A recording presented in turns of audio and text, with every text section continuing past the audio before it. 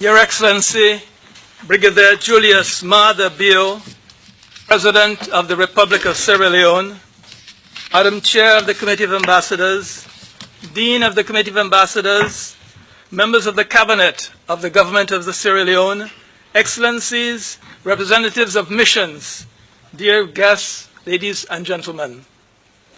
The Committee of Ambassadors is very honored by the visit of His Excellency Brigadier Dr. Julius Maada Bio, President of the Republic of Sierra Leone, a statesman with a long and rich political career, affectionately known in his country as the father of democracy.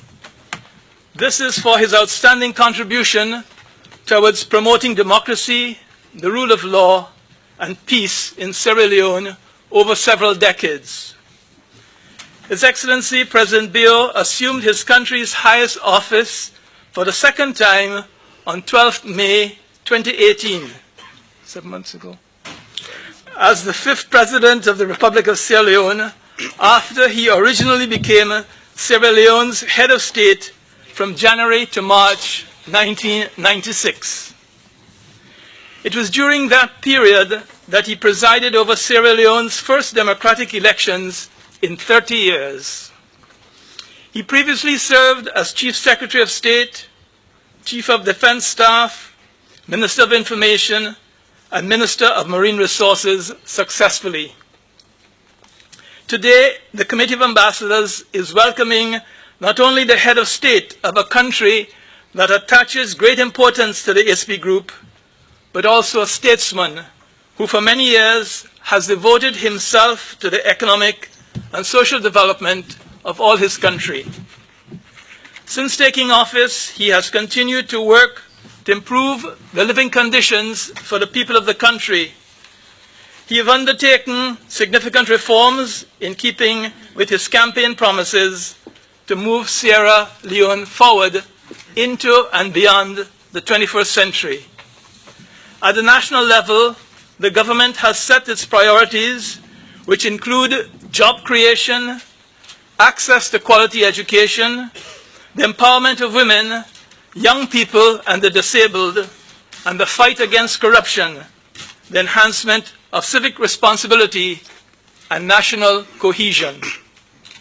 In the area of education, our distinguished guest has launched an ambitious free education program for public school students managed by the government and has eliminated admission fees for all university students. The aim is to enable more than 15,000 students to pursue studies in the various universities, polytechnics, and other higher education and technical institutions in the country. His recent election as President of the Republic of Sierra Leone, following an electoral campaign that was hailed by the international community as being democratic and transparent, is not only a great testimony to the Sierra Leonean people's support for his political vision, but also his constant commitment to the creation of a peaceful, just, and inclusive Sierra Leone with resilient institutions. Madam Chair, distinguished President, ladies and gentlemen, allow me to end by reiterating to His Excellency Brigadier Julius Maada Bio, President of the Republic of Sierra Leone, my sincere wishes and the wishes of the entire ACP Secretariat for success in his noble and ambitious mission to secure prosperity for the nation of Sierra Leone. It is indeed a great pleasure to welcome Your Excellency to ACP House. Continue on to many glorious victories. The ACP supports you. Welcome and thank you.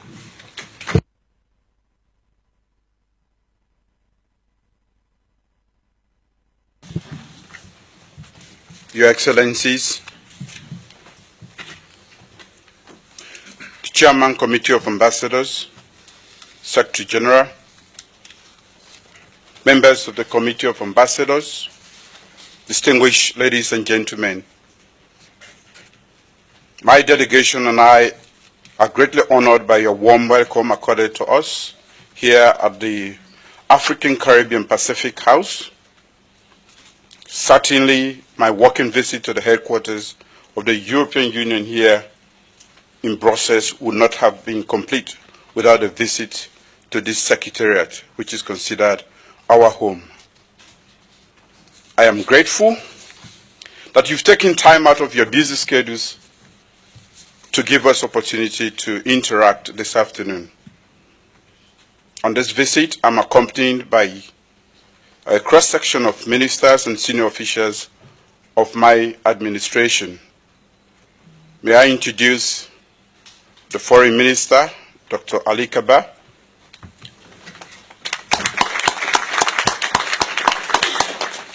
He is responsible for managing the foreign relations and servicing international cooperation. Also, we have here Honorable Samuel Tamba Musa. I think he did not come in because he's not presented his credentials as yet. He is the ambassador designate to the Kingdom of Belgium.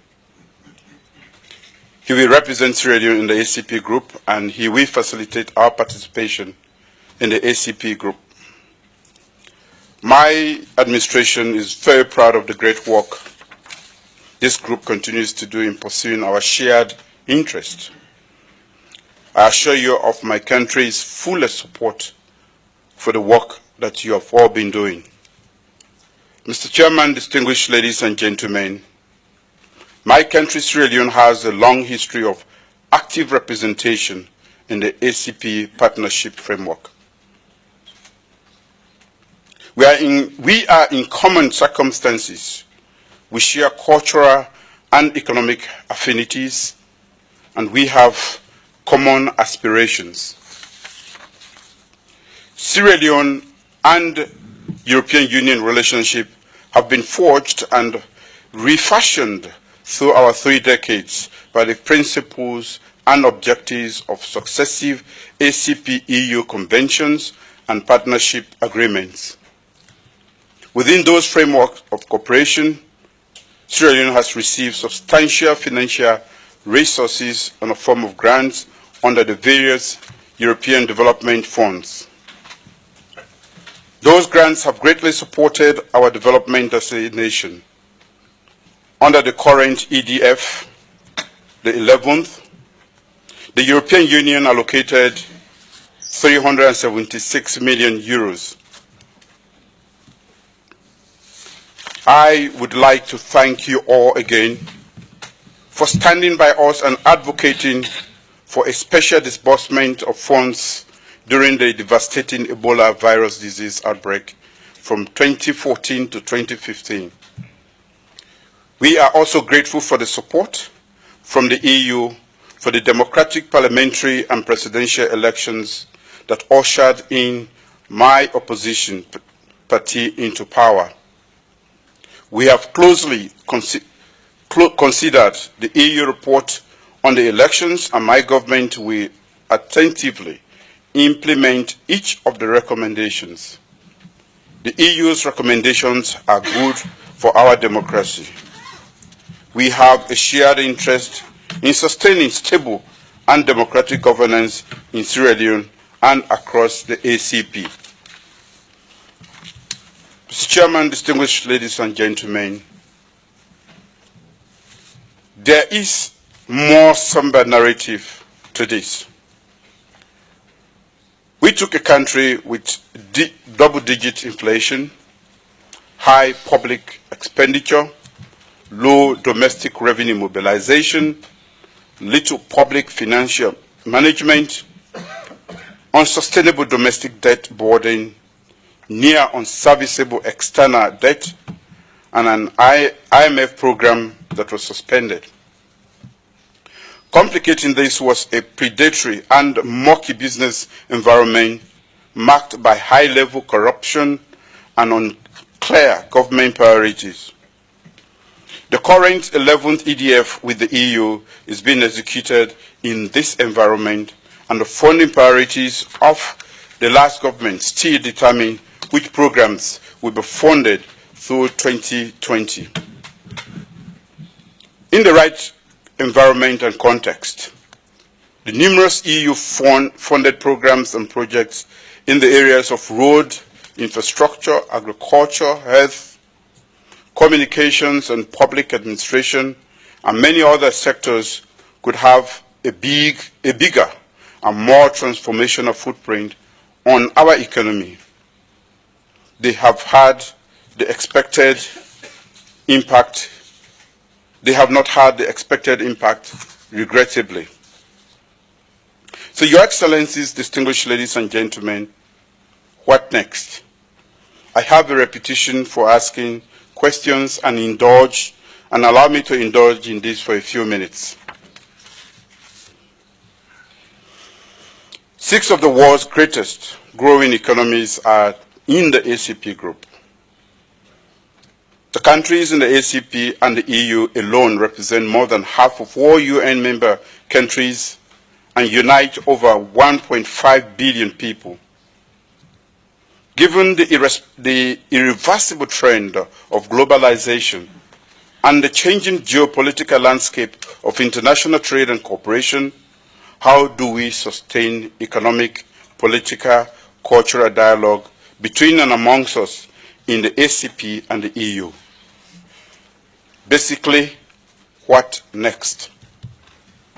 As we start looking beyond the end of Cotonou Agreement in 2020, how do we begin to think about the role of the ACP with respect to a new European Partnership Agreement?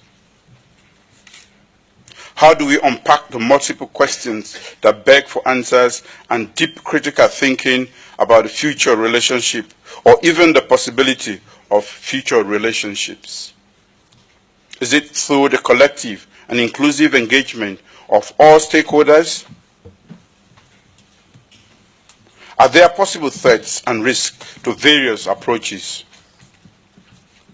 How do we navigate or respond to those threats and risks? Post-Cotonou, what kind of partnership agreement will be mutually beneficial to the European Union and to either the ACP collective or, say, Sierra Leone as a member within the ACP framework? Could we diversify partnership and funding sources beyond ACP-EU partnership? How do we enhance the financial stability of our ACP group? How do we reinforce or even restructure and enhance intra-ACP relations, especially through South-South cooperation?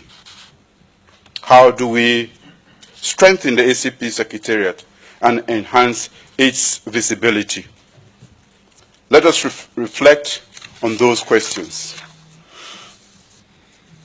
I commend the work done by the Council of Ministers and Committee of Ambassadors towards the implementation of the Sipopo and Wengani declarations of the 7th and 8th ACP summits, including developing the negotiation structure for the ACP group and its 3 strategic pillars. The Secretary General, Dr. Patrick Gomez, has also shared his vision with us.